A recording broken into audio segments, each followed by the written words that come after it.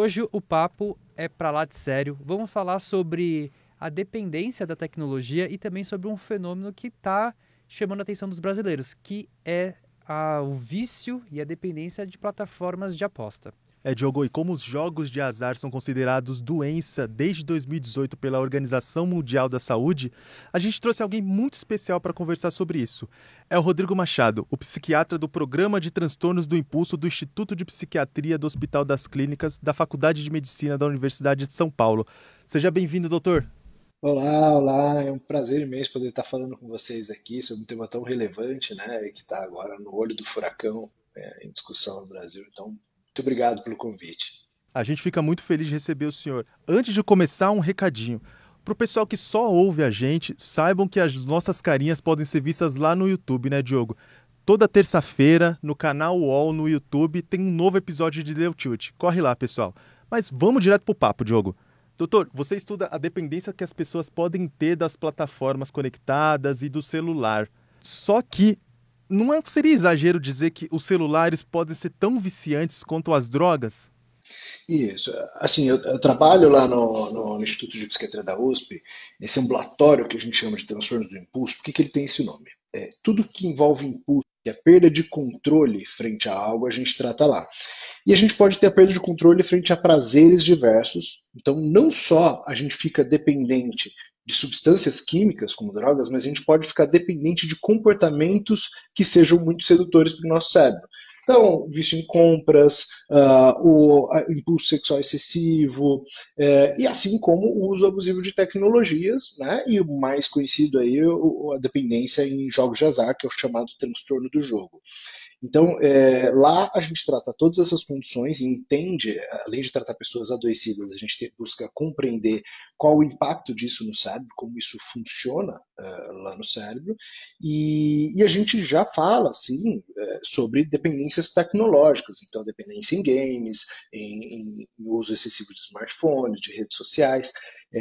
Existe um porquê de a gente estar falando sobre isso agora e não ter falado lá atrás, é porque a tecnologia ela muda a galope e ela passou a colocar ali, ter alguns incrementos que fizeram com que ela se transformasse em algo mais sedutor. Né? E agora a gente vê indivíduos adoecidos e com consequências negativas e a gente trata pacientes, né, com essas condições. Doutor, e quando a gente fala de tecnologia, a gente tem um leque aí, né, de diferentes plataformas. O senhor vê alguma grande diferença, por exemplo, de um vício ou de uma dependência, por exemplo, de plataformas de redes sociais para outros aplicativos, como os jogos e até mesmo a aposta online? É um mecanismo diferente?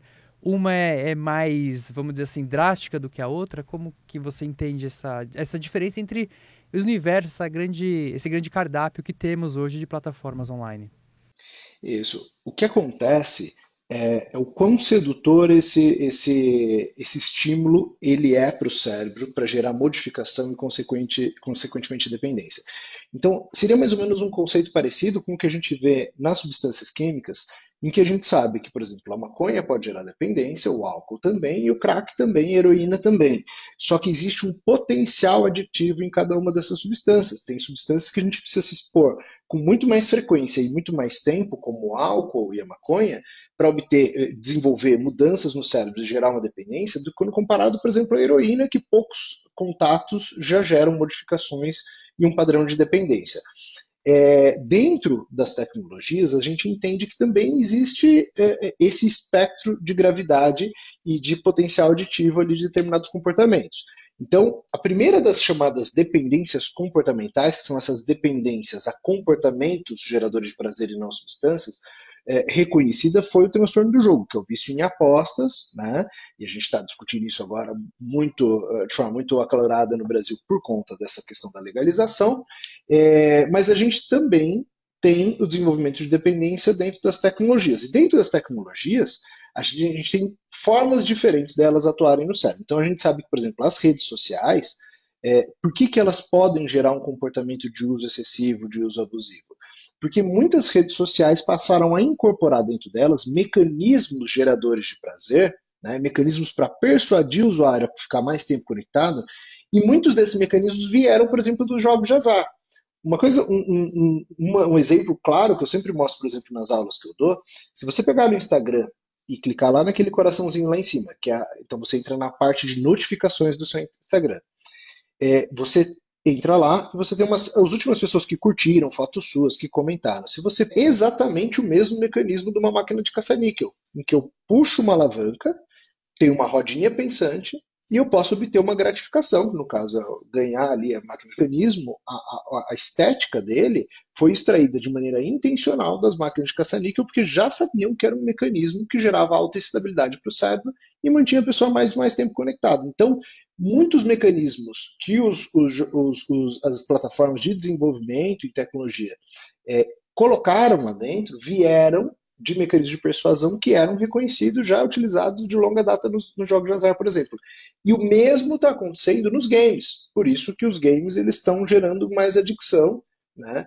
E a gente pode entrar e discutir mais sobre isso, mas um exemplo se jogar no Google quais são os 10 jogos mais jogados no Brasil, a gente vê que a maioria, se não todos, a maioria vão ser jogos gratuitos. Né? Existe um porquê, porque as empresas elas entenderam que existiam formas mais sedutoras em que elas poderiam monetizar mais do que o vender um cartucho para a criança, ou vender a cópia e a licença de uso. O doutor, se quando a gente está numa máquina caça-níquel e a gente baixa a alavanca e caso a gente seja bem sucedido, vem umas moedinhas ali e essa é a gratificação, nas redes sociais qual que é a gratificação? Não é dinheiro, né? Mas o que a gente recebe em troca? O que a gente recebe, principalmente, é o senso de aprovação social. Então, quando a gente recebe um like, um comentário, existe um senso gerado, existe um estímulo gerado no cérebro que ele pareia e reconhece que aquilo é gratificação, porque é gostoso você encontrar alguém na rua e dar um abraço. É gostoso quando você fizer um bom trabalho, né, entregar um bom trabalho no seu trabalho e receber um parabéns do seu chefe. Então, tudo isso são mecanismos de recompensa. Para a gente entender assim, por que isso acontece, a gente entender como é que funciona o sistema de recompensa do cérebro. Então, vamos usar um exemplo do cotidiano. Se a gente está andando na rua, estômago vazio, né, e passa do lado de uma churrascaria, quem gosta de carne, e sente Doutor, a aquele gente cheiro não de churrasco. jantou, a gente não almoçou ainda, calma lá com o exemplo. É natural. É automático você começar a salivar quem gosta de carne. Né? Por quê? Porque seu cérebro vai lá, rastreia as memórias e fala, pô, quantas vezes eu senti esse cheiro, eu sei que é churrasco, churrasco é gostoso, vai saciar minha fome, vai dar prazer. Essa informação ela vai chegar então num sistema que a gente apelidou de cérebro, que é o sistema de recompensa cerebral. Tudo que dá prazer, direto ou indiretamente, vai estimular essa circuitaria, né? E aí, essa circuitaria, a gente tem um estímulo lá numa estrutura chamada núcleo accumbens, e esse sistema, ele deve ser ativado quando a gente identifica no ambiente a possibilidade de obter gratificação, prazer, e aí, nessa região, a gente tem um pico rápido e intenso de liberação de dopamina. Para quê? Para mobilizar a gente para a gente ir atrás daquela gratificação. Então, muitas pessoas ficam falando assim, em muitos lugares, a gente vê, dopamina é o prazer, dopamina é o prazer. Dopamina não é o prazer, dopamina é principalmente o desejo, o eu quero. Quando o cérebro identifica a possibilidade de ter prazer, ele gera inputs de dopamina para mobilizar a gente para ir atrás daquilo. É o estar salivando, é o eu quero. Aí entram em ação áreas do nosso cérebro, como o córtex pré-frontal, que é essa região mais frontal do nosso cérebro. Se a gente olhar o crânio do macaco, o crânio do macaco é mais achatado na diagonal. O nosso crânio tem essa testona reta que o macaco não tem. Então, o nosso cérebro ele foi evoluindo para fora e principalmente para frente, né? E é uma das áreas mais nobres e que diferencia a gente dos macacos, por exemplo. Então, é uma área responsável por que a gente chama de funções executivas, que é planejamento e execução de tarefas, começo, meio e fim das tarefas, tomada de decisão, medir riscos em tomada de decisão. Então, quando a gente está decidindo, devo ou não devo entrar nessa churrascaria? Devo ou não devo ficar jogando mais um pouco? Eu estou usando o pré-frontal que está fazendo uma ponderação analítica dos riscos e me ajudando a tomar a decisão. Mas aí, então ele funciona muitas vezes como um freio de mão. Mas aí eu decidi que eu estou afim ali de entrar na churrascaria, vou comer, e aí aquela sensação gostosa das primeiras garfadas, quando eu como um doce, sensação quase que física do prazer, aí a gente tem uma liberação das chamadas endorfinas, em especial a beta-endorfina, que tem essa sensação interoceptiva do prazer. Aí meu cérebro vai lá e fala, cara, foi muito boa essa experiência, vamos guardar essa memória aqui, porque se tiver a possibilidade de passar por isso de novo, a gente precisa saber identificar. E aí a gente vai criando um leque de experiências. Então, tudo na nossa vida, a gente vai associando e tentando identificar se é bom, se é ruim, se eu devo ir atrás daquilo, me aproximar ou ter aversão, se aquilo é perigoso. E então, quando a gente está lá nas redes sociais, em algum momento o cérebro entende que é legal receber um like, que é gostoso, que eu publiquei uma foto e aquilo trouxe um comentário, trouxe uma repercussão, né? Trouxe uma aprovação vindo do outro. Isso é gratificação, isso é aprendizado e isso é estímulo no sistema de recompensa. É um estímulo muito forte, por sinal. Né? Então, aí a gente vai desenvolvendo. E aí o que acontece? Esse sistema, aí já, a gente pode entrar numa segunda parte para falar, ele vai se modificando frente à exposição recorrente a um comportamento que seja muito sedutor. E aí começa a se instalar a dependência, né? Tudo mais. Muito bom, doutor. E você acho que colocou e mostra exatamente assim para nós e para a audiência que nada é por acaso, né? Essas plataformas elas são realmente desenhadas pensando essa necessidade delas de manter as pessoas dentro dos seus domínios.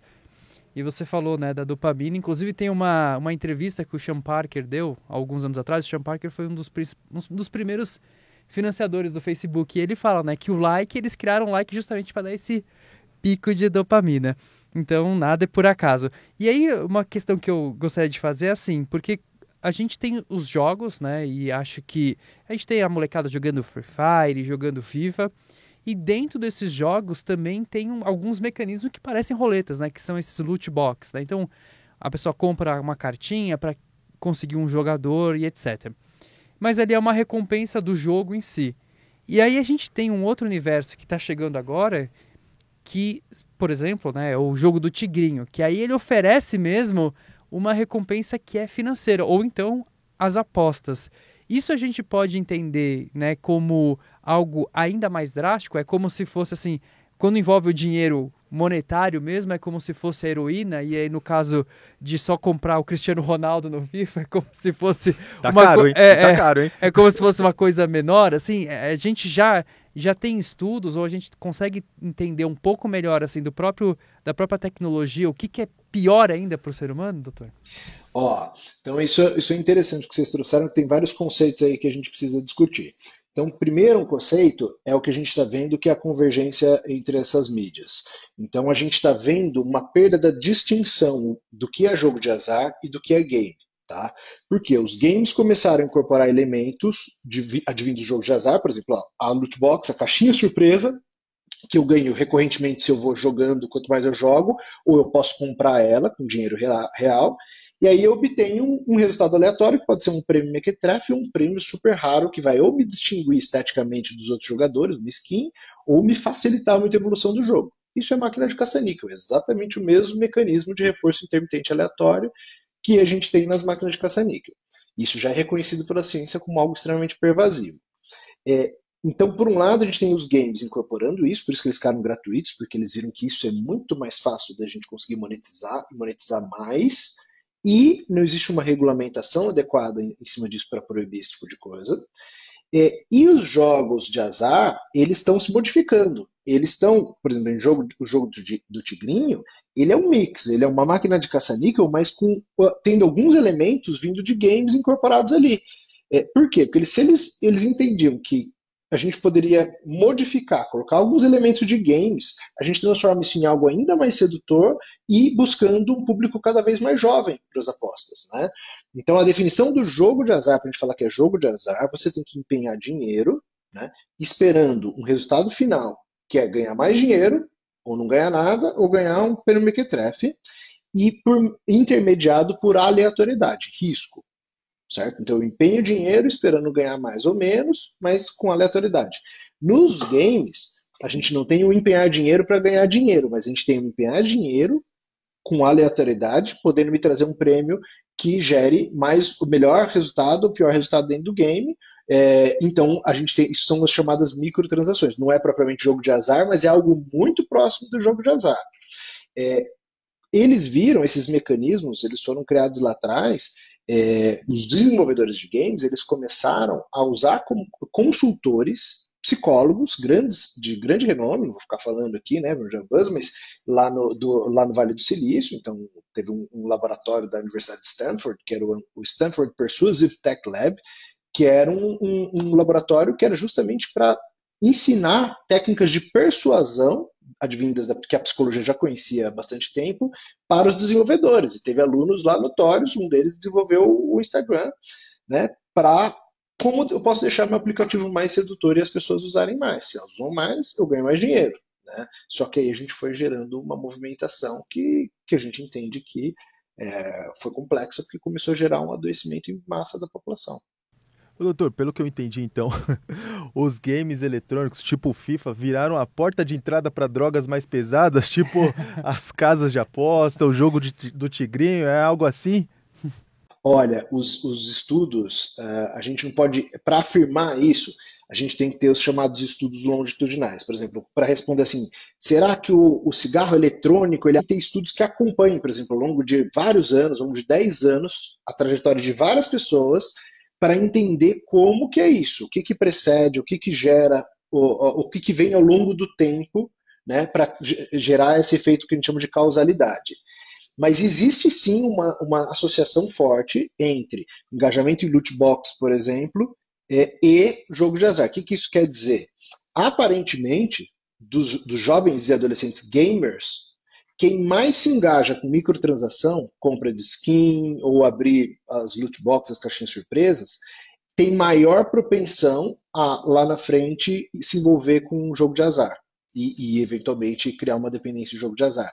Então, parece existir uma associação, que a gente ainda está tentando entender como é que ela se estabelece, então pode ser que sim, essas pessoas estejam mais vulneráveis e pode ser que os games sejam a porta de entrada.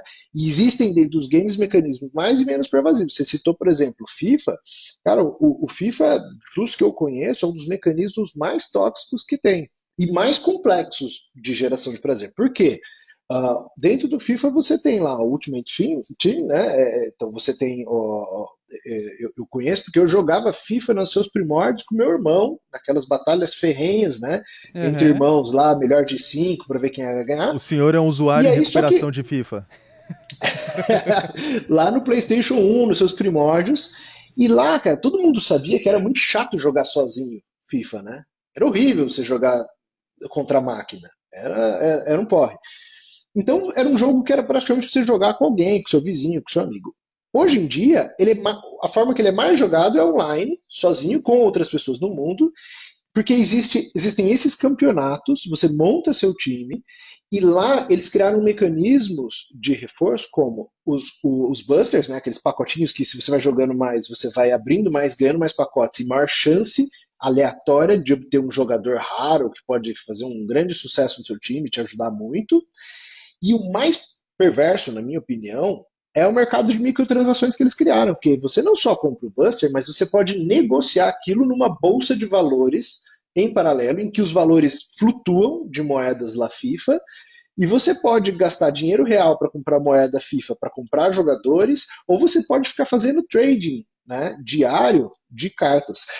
Então, isso é uma mimetização do mercado de day trade que a gente tem na Bolsa de Valores, que gera adoecimento. A gente atende muitas pessoas dependentes em day trade, transpostas para dentro de um game. Vou citar um caso real para vocês, um paciente meu, que a família falou, olha, ele é adoecido em função de games, ele não larga o jogo. Qual jogo? É o FIFA, tal. E aí eu fui conversar com o menino e falei, pô, Otávio, quanto tempo você joga? Não, doutor, eu não jogo. Falei, como você não joga FIFA? Não, eu sou trader. Falei, como é que é isso? Não, doutor, eu nem gosto muito de jogar partida. Não, ele falou, eu nem gosto muito de jogar o FIFA, mas eu fico tradeando cartas, vendo, então compro em baixa e vendo em alta, tal, eu fico fazendo mercado, e depois eu pego esse time que tem um monte de carta boa, e aí eu vendo por dinheiro real para monetizar, e fico repetindo o processo. Cara, que maluquice! Então, Meu a gente não Deus! consegue nem definir se um jovem como esse, ele depende de jogo de azar, de trading ou de game. É, isso mostra um pouco da responsabilidade das próprias plataformas, porque a gente está falando de um jogo que, apesar de ser um jogo de simulação, é muito usado por jovens e eles estão colocando esse mecanismo. Então acaba sendo, apesar, né, como o doutor colocou, que a gente não consegue ainda traçar uma causalidade, que precisaria de estudos longitudinais, acho que dá para a gente, né, identificar um pouco da responsabilidade que essas plataformas, as desenvolvedoras de jogos, deveriam ter em relação de oferecer essa porta de entrada, mas esse primeiro contato com esses mecanismos, né, principalmente para jovens e adolescentes. Qual?